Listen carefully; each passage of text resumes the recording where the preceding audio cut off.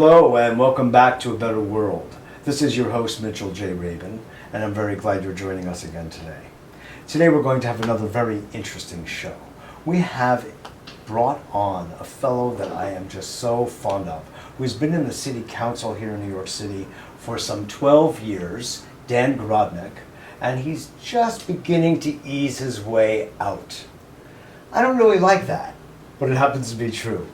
Dan has been a real advocate for tenants, for the environment, helping to create and expand useful parks and spaces that were otherwise just kind of commercial or desolate into living, usable spaces for people in neighborhoods.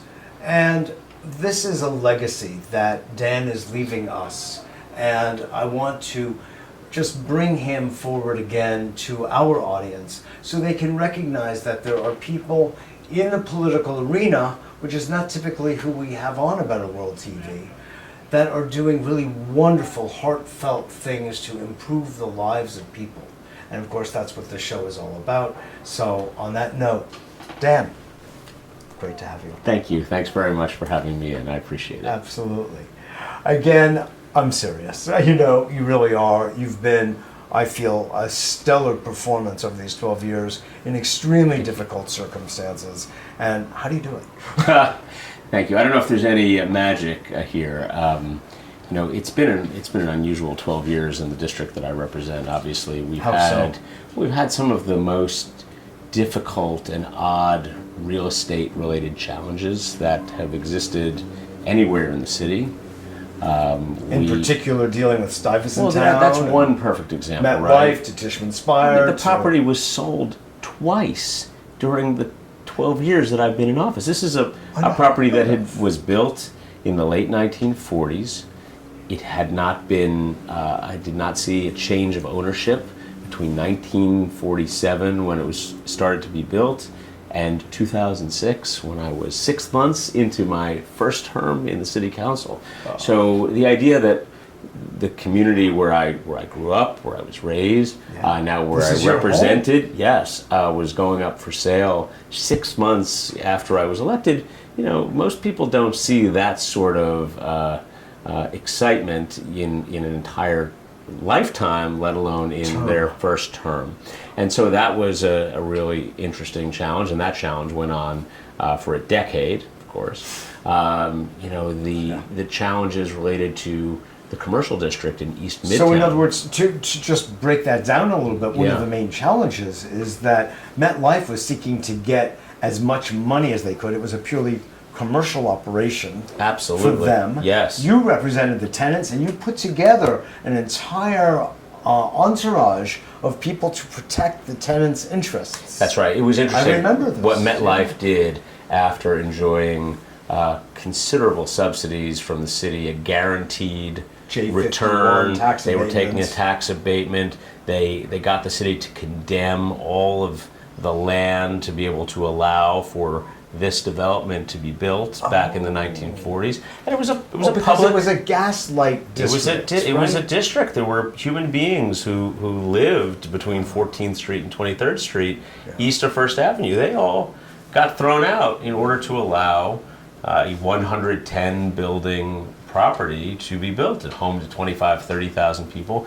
Really important for the city because of a housing shortage at the time, and you had lots of veterans returning from World War II. Exactly. But MetLife enjoyed a lot of benefits as a result of all of this, and the idea that in 2006 they would come in and say, well, at the height of the real estate market, we want to just cash out without any ongoing obligation to the city or to the tenants. We're not going to put that in the mix at all when considering how we're going to dispose of the property here.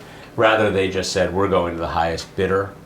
I put together a bid on behalf of the tenants to buy the property, because I thought that the only way for us to truly protect ourselves was to put in a competitive bid, something that MetLife could evaluate, something that hopefully the city would say, oh, well, that's very thoughtful, and also they're not just complaining about affordable housing. They're literally putting their money where their mouth is here, doing something, and showing up in an auction as a bidder with real financing sources. Now, we put in a $4.5 billion bid to buy Stuyvesant Town and Peter Cooper Village back in 2006. Of course, we lost. We lost to Tishman Speyer, which bid a mere $900 million more than we did. And of course, like 5.3 million? 5.4, that's right.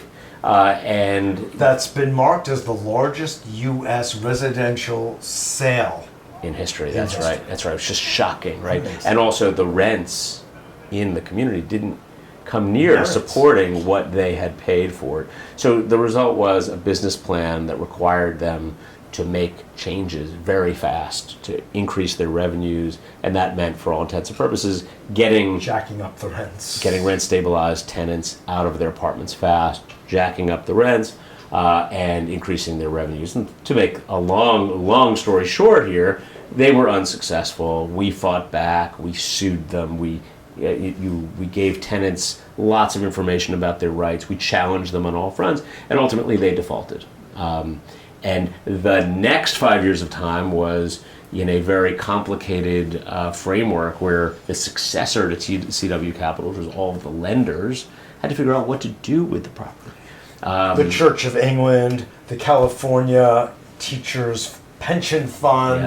Yes. Tishman Speyer had their fingers in all pies. Don't forget the government of Singapore, the Florida pension. I mean, they were everybody. One of my favorite blog headlines was, and it was about the Church of England. It says, "Even God is losing money in Stuyvesant Town," and it was just so. That's funny. Yeah, That's a good line. It was a real disaster. Yeah. And ultimately, we worked for the next 5 years to come up with a framework with a new owner, which is now in place, that would preserve 5,000 units of housing as affordable housing here in Stuyvesant Town. And that was the largest affordable housing preservation deal in New York City's history. It's something that I'm very proud of, and obviously, thank you. It's something which took battles and negotiation and persuasion and a lot of effort, and the outcome was good. You don't have any gray hair. I don't know how you do it. You know, you have to look a little closer. They're in there. Perhaps well combed, but they're in there. No, it's an amazing accomplishment down there. Thank you. It really is. It's an amazing accomplishment. Exactly. So you orchestrated a lot to bring that about.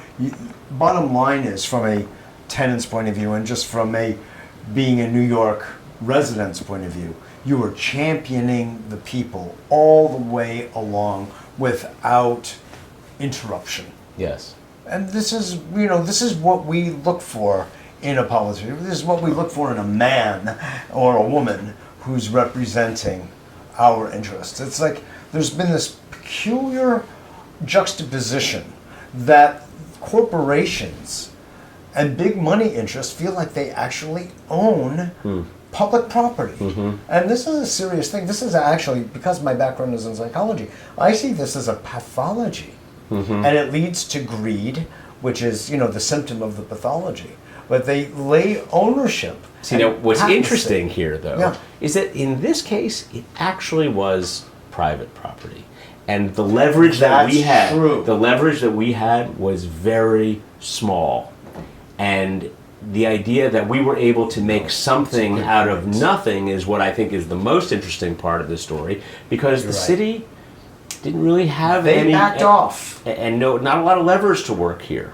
So it was a matter of political support, a high level of organizing. We made a lot of noise. We showed up at the table with billions of dollars to try to negotiate. So this was one of those situations, billions of dollars. I mean, hey, you don't compete in a in a multiple billion-dollar real estate transaction without multiple billions of dollars, right? But you know what? It was a good thing that we didn't get that bid.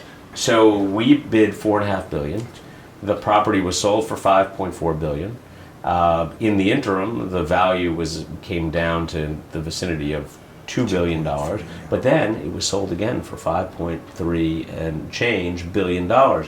So if we had bought it in the first instance, doing it the way that we wanted to do it, which included giving people an opportunity to own their apartments, required that there be some income restrictions on sales for people coming in. We had long-term affordability for both home ownership and for rentals.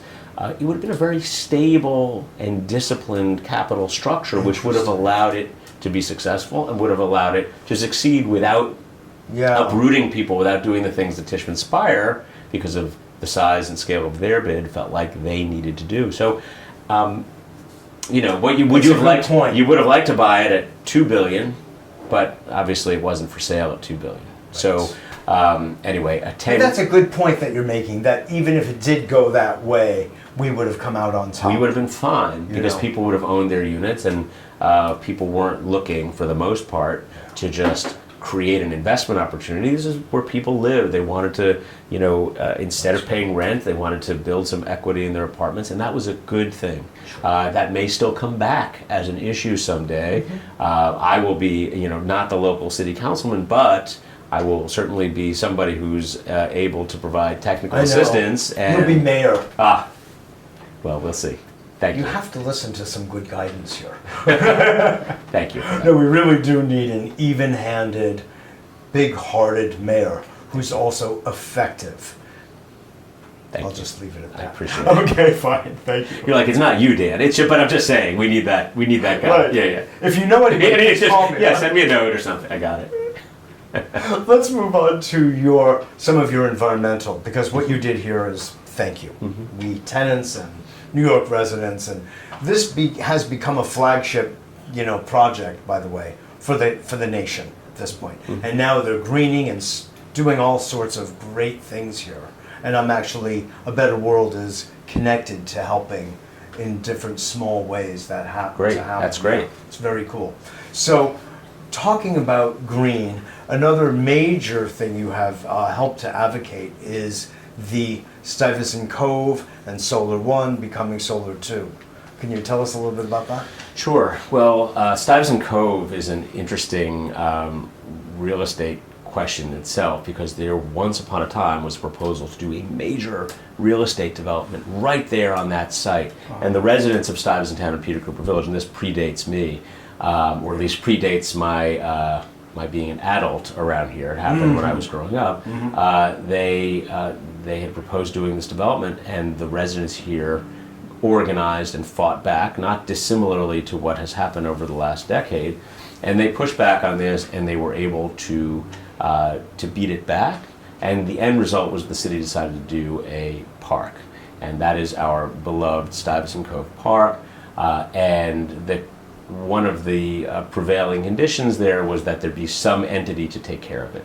And that entity is Solar One. And Solar One is an environmental resource center, something which has taught endless numbers of school kids about how to live a sustainable life, be environmentally friendly. They taught them about resiliency.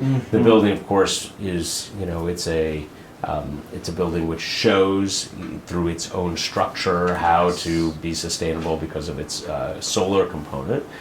And it tells the story in itself. Yes, it does. And also during Hurricane Sandy, when the community of Stuyvesant Town and Peter Cooper Village and Waterside were all completely without power, and we were knocking on doors in every corner of the complexes every day. So we knocked on every door every day for 5 days while the power was out.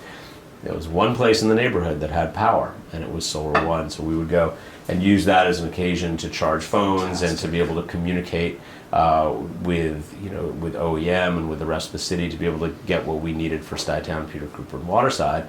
But now we have a new structure that's coming, something that I've supported in the city budget and have been a champion of, and I think it's going to be very exciting. It'll be more complete. Chris Collins, who I just had the pleasure of meeting recently, is the CEO of. He is, and he's great and a real visionary there. And this is going to be an important addition to our community. It's going to be version 2 of what is there, and it's going to actually generate its own power. Maybe have the opportunity to give some back into the Con Edison network. It's going to teach lots of kids about what it means to live a sustainable existence and how to protect the environment. And I'm very proud of what it will become, and I look forward to seeing it get built. It's excellent. Thank you again. Yeah, thanks. I'm going to have to say thank you a lot here. The other beautiful thing about Stuyvesant Cove is not only do I love running by it, and I do some Qigong and Tai Chi by the water while the sun is coming up over the East River, but it's so full of a great diversity of herbs and plants of all sorts. Mhm. It's its own little botanical ecoculture. Yeah, it's a special place. There's It no really question is. about it.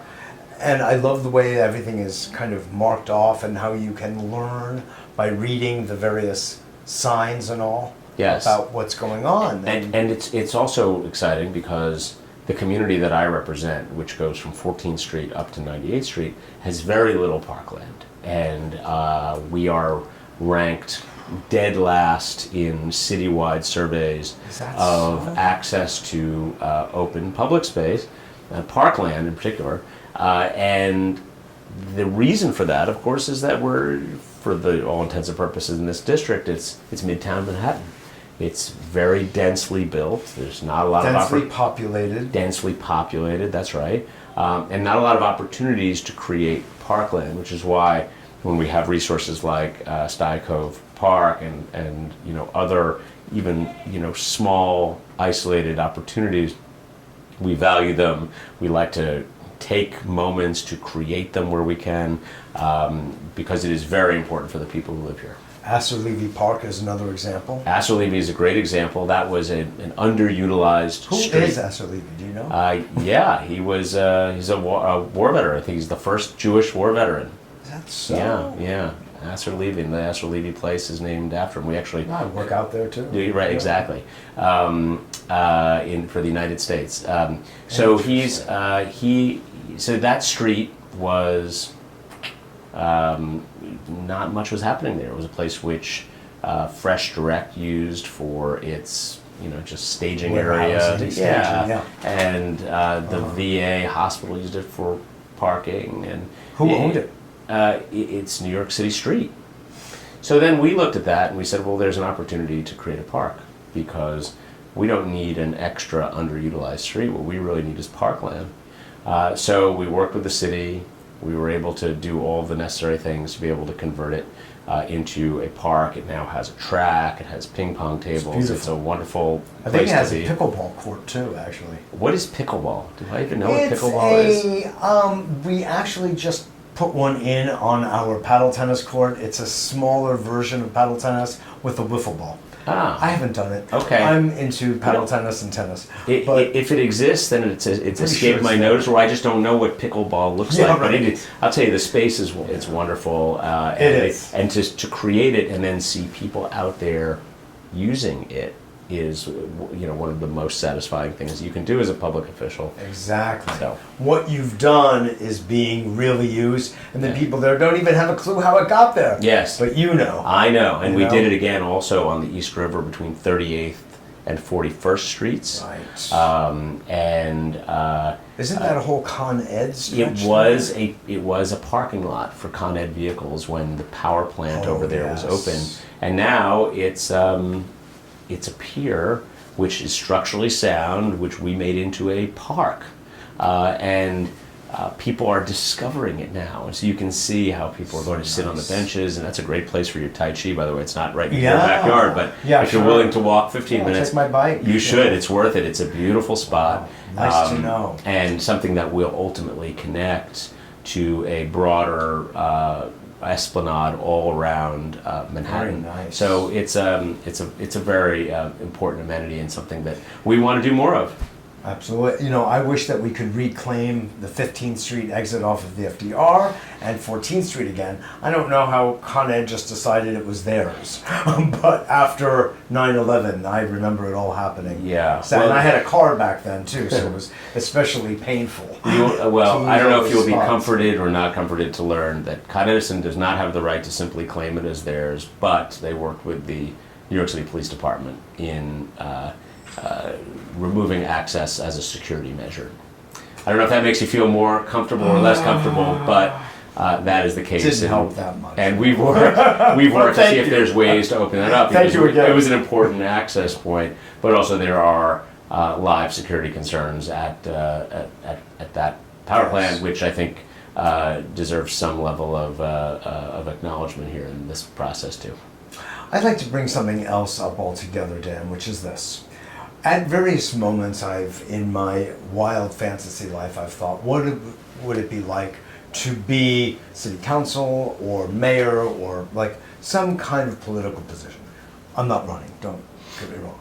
But I I've support thought you. about, Yeah. thank you. I'd rather advise, I've actually had presidential candidates here.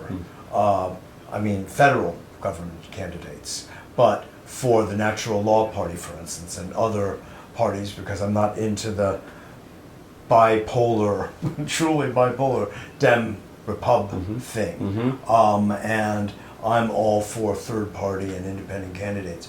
But that aside, I was thinking, city government is usually in reaction to things that are happening.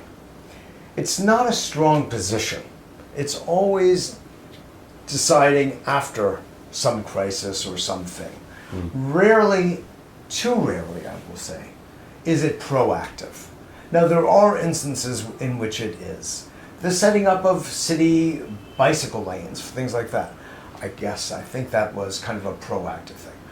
I always wanted to see some kind of policy, some kind of advertising campaign, really, like we're doing in Stuytown with friendly neighbor policy, where we create an atmosphere citywide where people were taking care of the streets, not littering, taking care of each other. We know that this happens already to varying extents, but I also feel like I should be like collecting a city salary because I pick up garbage all the time on the street, just people littering. What if we were to create, instead of just a reaction, but a proactive energy field, if you will, an ethos that we called New York, being a good New Yorker? Yeah, I think what you're talking about is essentially a cultural shift where people feel That's right. real ownership over their environment. That's exactly right. Even when it is not their front yard, but as New Yorkers to say, I have responsibility for this. And I think that is really important, and I think it's something that we certainly should push forward as a message, whether it's whether you do that in an organized way by doing public service announcements, or whether you do it by just having conversations like this, where I agree with you. It is also my wish that New Yorkers would step up and take real responsibility for their environment and ownership. That what happens out there is something that matters and affects everybody. Just think about what the litter that you see in the subways. Exactly. People will throw a piece of garbage into the tracks, and then they will complain. They'll complain when the trains are delayed as a result of a fire. And exactly. I just think that there's an element of being sensitive to that and being concerned about the surroundings that sometimes is lacking, and we should have a whole lot more thoughtfulness about. Yeah. Anyway, thank you. Yeah. Again, thank you. We only have a few more minutes. I would love for you to share with our audience what it is you would like to see. You just shared some of it based on the kind of the proposal I made here. What other initiatives would you like to see the next city council person do? We don't know if that's going to be Keith Powers or not. I know that you advocate. I had the lovely chance to meet him just yesterday, and he seems like a wonderful individual who really cares. Yep. Again, third generation in Stuyvesant. Yeah, he gets it. He gets it. Yeah, Somebody yeah. who lives in the neighborhood for his whole life and has really been there every time that I have called over the years. Excellent. What would you like to see maybe citywide? So there's a few next council. There's a few things that I think are outstanding items, if you will, about which we've been able to make some progress, but there's just so much to do. One of them is the questions about long-term affordability of housing, not just on the east side of Manhattan and Midtown, but also affordability. True affordability. Not as a rhetorical term. That's right. No. Art. Right. It has to be. It has to be meaningful, right? Like when affordability, it is not just a catchphrase. It's about like a percentage of the area median income for which somebody in that category could actually afford. Like that's what it really means. Without going broke, subtext. Exactly. Without spending more than X percent of your income on housing. So that's one. Another is helping to deal with the plight of small businesses. I am right now advancing a proposal for some tax relief for small businesses, particularly in Manhattan, south of 96th Street. They're subject to something called the commercial rent tax. It's a tax on their rent for businesses in Manhattan only, south of 96th Street. It's Who came up with it? ridiculous. It's ridiculous. The city had it. It was citywide once upon a time. It got shrunk to a place where it only affected Manhattan, south of 96th Street. And now, if I were to come on your show and propose that we have a tax on small businesses or medium-sized businesses or businesses of any type, based on the rent that they're paying in Manhattan only, you would say, Dan, that's a ridiculous idea. Get out of my show, is what you would say. But that's what we have. So I propose giving some relief for small businesses, and I hope that we will be able to get this done, maybe in the next few weeks or the next couple of months before I'm gone. But the broader issue of how do you stand up for our storefronts and the diversity of our community spaces is something that I think is really very, very important. And then the last thing I would say is the transit and congestion challenge that we have in this area in particular. We need to find ways to deal with that, generate revenue for our mass transit system, but also find ways to reduce traffic in Midtown. So something like a congestion pricing plan or a Move New York plan or something, which accomplishes both of those goals at the same time. Circulation right something now. that we will inevitably have to do because the circumstances simply require it. Well, I want to just thank you so much. A few years ago, I had a radio show I did with a gentleman who was the former mayor of Salt Lake City, Rocky Anderson, who is running for the Justice Party. He's been here several times. And he was being endorsed by Representative then Dennis Kucinich and by Ralph Nader. And I had all of them on my show, talking about this idea of conscious politics, of compassionate, conscientious politics, that it really can happen. Politicians who are serving the people first and foremost. People before profit. Planet before profit.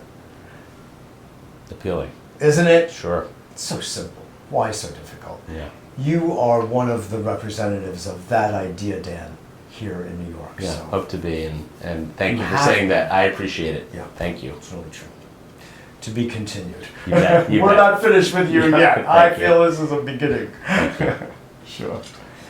This is Mitchell J. Rabin for A Better World. Please contact me at mjr@abetterworld.net and give us a call at 212-420-0800. I love hearing your opinions and getting your feedback, as well as recommendations for other shows. So visit us at www.abetterworld.tv, become part of our A Better World community, and get our free newsletter, which we send out a couple of times a week, informing you of what it is that's going on here at A Better World.